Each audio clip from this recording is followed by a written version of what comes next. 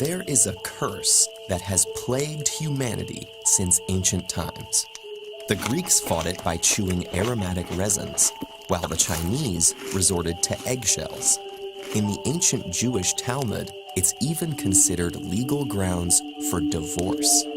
This horrible scourge is halitosis, otherwise known as bad breath.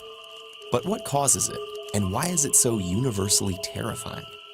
Well, think of some of the worst odors you can imagine, like garbage, feces, or rotting meat. All of these smells come from the activity of microorganisms, particularly bacteria.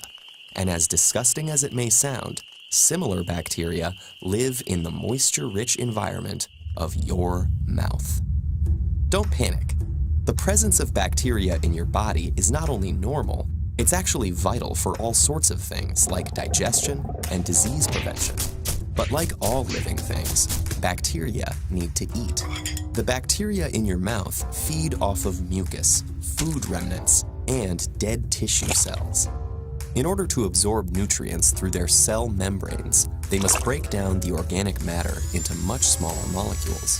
For example, they'll break proteins into their component amino acids, and then break those down even further into various compounds. Some of the foul-smelling byproducts of these reactions, such as hydrogen sulfide and cadaverine, escape into the air and waft their way towards unsuspecting noses. Our sensitivity to these odors and interpretation of them as bad smells may be an evolutionary mechanism, warning us of rotten food and the presence of disease. Smell is one of our most intimate and primal senses, playing a huge role in our attraction to potential mates. In one poll, 59% of men and 70% of women said they wouldn't go on a date with someone who has bad breath, which may be why Americans alone spend $1 billion a year on various breath products. Fortunately, most bad breath is easily treated. The worst-smelling byproducts come from gram-negative bacteria that live in the spaces between gums and teeth, and on the back of the tongue.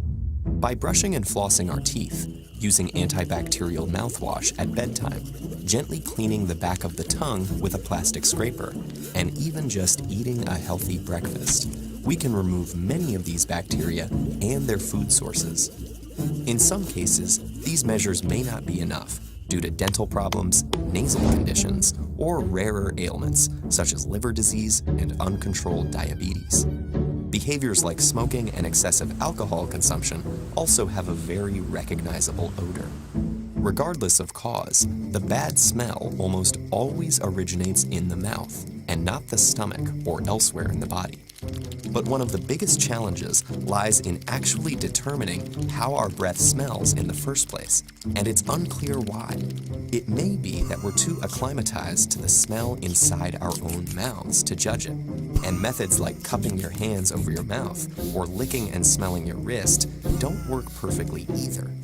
One study showed that even when people do this, they tend to rate the smell subjectively, according to how bad they thought it was going to be. But there's one simple, if socially difficult way of finding out how your breath smells. Just take a deep breath and ask a friend.